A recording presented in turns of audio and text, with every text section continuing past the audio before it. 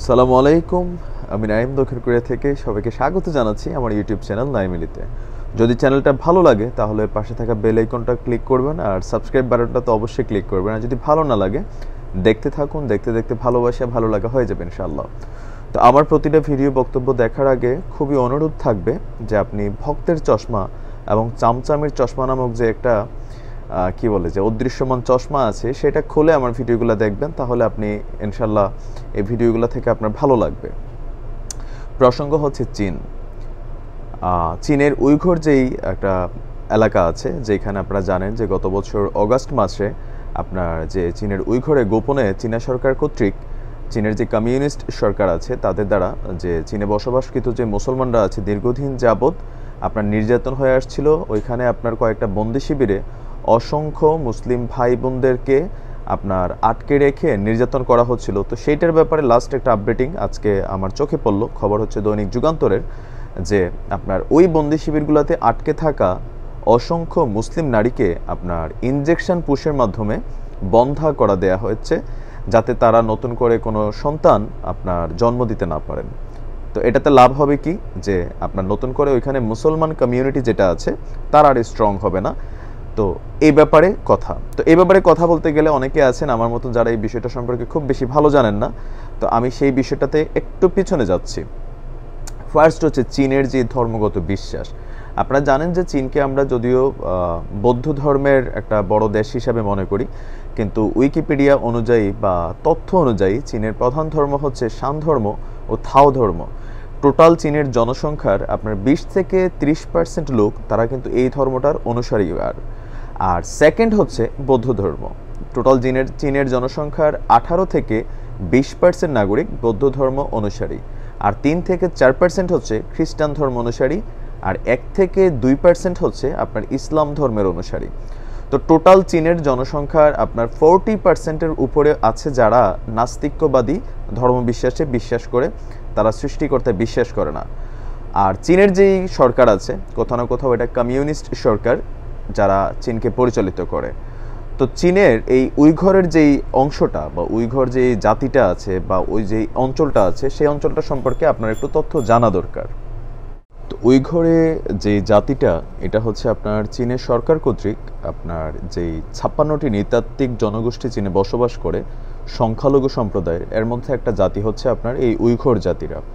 তো উইঘর জাতিরা বেসিক্যালি আপনার তুর্কি বংশোদ্ভূত একটা জাতি, যাদের অধিকাংশই হচ্ছে আপনার মুসলিম সম্প্রদায়ভুক্ত, যারা বর্তমানে চীনের শিনজিয়াং অঞ্চলে বসবাস করছে। তো চীনের এই শিনজিয়াং অঞ্চলটা হচ্ছে চীনের একদম পশ্চিম প্রান্তে, যেটা চীনের একটা বৃহত্তর প্রদেশ। আর ওই প্রদেশের প্রধান ইকোনমিক ইনকাম সোর্স হচ্ছে আপনার কৃষি, বাণিজ্য।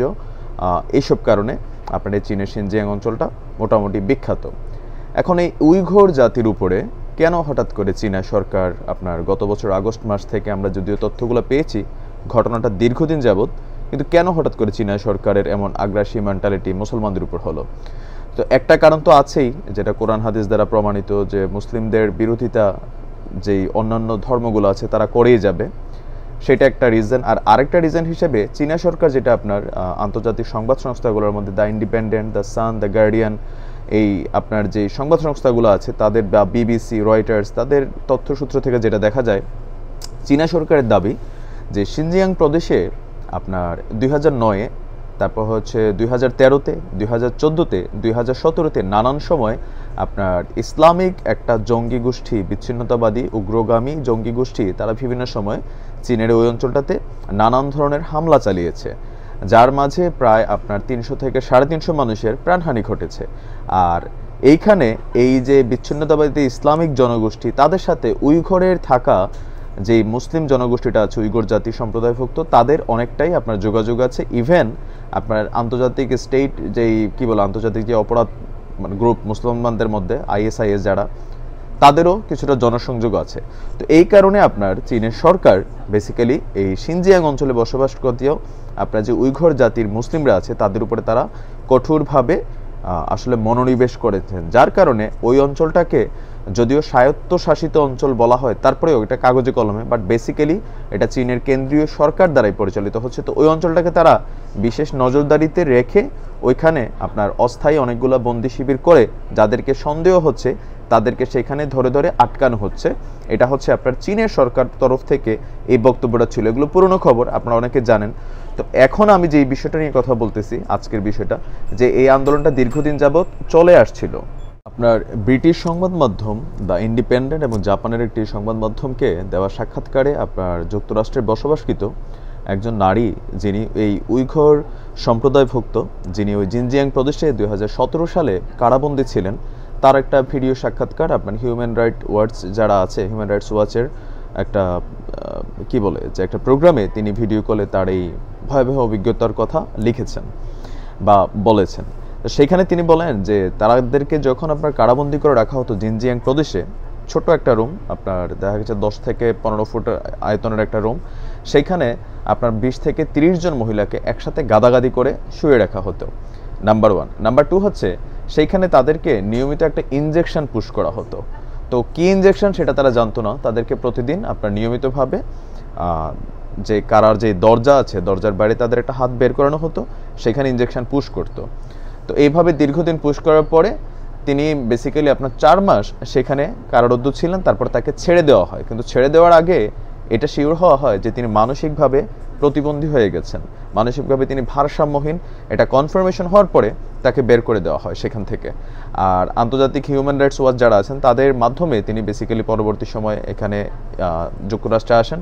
সেইখানে তার চিকিৎসা যখন করানো হয়, তখন ডাক্তাররা এই ভয়াবহ তথ্যের কথা বলেন যে তাকে ডে বাই ডে আসলে বন্ধা করা হয়েছে, যাতে ভবিষ্যতে কোনো সন্তান সে জন্ম দিতে না পারে। তো এই লেভেলের নির্যাতনটা সেখানে দীর্ঘদিন যাবৎ চলছে, ইভেন এখনও চলছে। যদিও চীনা সরকার বলছে যে এখানে বৃত্তিমূলক কর্মসংস্থান বা মানুষকে বোঝানো হচ্ছে। আর আরেকটা বিষয় হচ্ছে আপনার চীনের উইঘুর থেকে যে ছোট ছোট বাচ্চা ছেলেগুলো আছে মুসলমানরা, তাদেরকে চীনা সরকার বা কমিউনিস্ট এই যে সরকার আছে তারা অন্য একটা জায়গায় নিয়ে আপনার বোর্ডিং স্কুলে ইসলাম ধর্মের বিরোধী বা ইসলাম বিদ্বেষী তাদের টোটালি মেন্টালিটি ছোট থাকতে গড়ে তুলছে। আপনি জানেন যে ধর্মের জিনিসটা কিন্তু বেসিক্যালি প্র্যাকটিসের বিষয়। আমি আপনি হিন্দু অথবা মুসলিম কেন? কারণ আমরা ছোট থাকতে আমি আমার বাবাকে, আমার দাদাকে, আমার যেই কি বলে যে বেড়ে ওঠা, সেইখানে আমি ইসলাম প্র্যাকটিস করছি, যার কারণে এখন হয়তো আমি মুসলিম। আপনি হয়তো হিন্দু প্র্যাকটিস করেছেন, সেই কারণে আপনি হিন্দু। তো ছোটবেলায় একটা বাচ্চাকে যেইভাবে বড় করা হয়, ইন ফিউচার সে ওইভাবেই তার মনস্তাত্ত্বিক বিশ্বাস, তার আত্মবিশ্বাস, তার ধর্মীয় বিশ্বাস, তার লাইফ প্র্যাকটিস করার যে বিষয়গুলো আছে সে ওইটা থেকেই বড় হয়। তো চীনের সরকার এটা নতুনভাবে এটা করেছেন, যেটার আপনারা জানেন যে এই আন্তর্জাতিক যে সংবাদ সংস্থাগুলো আছে, আল জাজিরা আছে, ইন্ডিপেন্ডেন্ট আছে, দ্য সান আছে, ভয়েস ভেলকে আছে, এই ধরনের বড় বড় মাধ্যম যে এই গণমাধ্যমগুলো, সেখানে কিন্তু প্রতিনিয়ত এই বিষয়গুলো উঠে আসছে। যদিও চীনা সরকারের দাবি যে যেহেতু এই বাচ্চাগুলো চীনেরই, সো তাদের এটা দায়িত্ব যে তারা চীনের ভবিষ্যৎ জেনারেশন বা ফিউচার, সো তাদেরকে একটা ভালো শিক্ষায়, ধর্মীয় উগ্রবাদী যে শিক্ষা আছে সেটার থেকে বের করে তাদেরকে বেসিক্যালি আধুনিক শিক্ষায় শিক্ষিত করার জন্য এই বাচ্চাগুলোকে ওইখান থেকে আলাদা করে আলাদা স্কুল বোর্ডিংয়ে রেখে তাদেরকে আসলে বড় করা হচ্ছে। তো এই হচ্ছে উইঘুরের বর্তমান অবস্থা বা জিনজিয়াং প্রদেশের। তো আমার এই ভিডিওটার উদ্দেশ্য কেন? অনেকেই বলেন যে চীন মুসলমান কি বলে সম্প্রীতির দেশ, যেহেতু কাশ্মীর ইস্যুতে চীন পাকিস্তানের পক্ষে এসে দাঁড়িয়েছে। আমি আমার প্রতিটা ভিডিওতে বলেছি, যদি একটু ভালো করে শুনে থাকেন আমার ভিডিওগুলো, যে চীন বেসিক্যালি মুসলমানদের পক্ষের কোনো দেশ না। চীনের সাথে লাদাখ সীমান্ত ভারতের, যেই সীমান্তটার কাছাকাছি অঞ্চলে আপনার বৌদ্ধ হুজুররা বসবাস করে, বৌদ্ধ যেই বড় বড় পণ্ডিত আছে বা বৌদ্ধ হুজুর কি বলা হয় আমি জানি না, তাদের বসবাস। তো লাদাখ সীমান্ত নিয়ে ভারত চীনের মধ্যে মাঝে মাঝেই উত্তেজনা দেখা দেয়, আপনারা এটা জানেন। তো আন্তর্জাতিক পর্যায়ে বা তাদের যে হাই কমান্ডিং যে পর্যায়ে, সেই পর্যায়ে মিটিং করে সেই সমস্যাগুলোকে আপনার দমানো হয়।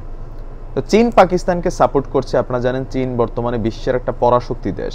বিশ্বের এমন কোনো দেশ নেই যেখানে চীনের প্রোডাক্ট নাই। সো ইকোনমিক্যালি তারা যথেষ্ট স্ট্রং, জনসংখ্যার দিক থেকে বিশ্বের বৃহত্তম জনসংখ্যা অনুযায়ী তারা কিন্তু আপনার একটা লেভেলে আছে। ইভেন তারা তাদের জনশক্তিকে আপনার আর্থিক শক্তিতে রূপান্তরিত করতে সক্ষম হয়েছে। বিশ্বের নানান জিনিস থেকে চীন কিন্তু আপনার ডে বাই ডে ইনক্রিজ করছে। আর এশিয়ার তো পরাশক্তি দেশ, সেটা অস্বীকার করার কিছু নেই। তো এই চীনের সাথে ভারতও আপনার পাশাপাশি একটা রাইজিং দেশ, যেখানে তাদের একটা বিশাল জনগোষ্ঠী আছে, বিশাল তাদের ইকোনমিক সোর্স আছে। তো সেইটা চীনের জন্য একটা হুমকি। আবার ভারতও, আমরা চীনও ভারতের জন্য হুমকি। এই কারণে তাদের যে সীমান্তগত যে ভেজালগুলো আছে বা এশিয়ার পরাশক্তি হিসেবে ভবিষ্যতে কে হবে সেগুলোর উপর ডিপেন্ড করে চীন কিন্তু আপনার পাকিস্তানকে সাপোর্ট করে আসছে বা পাকিস্তান ইনভেস্ট করছে নানান ধরনের।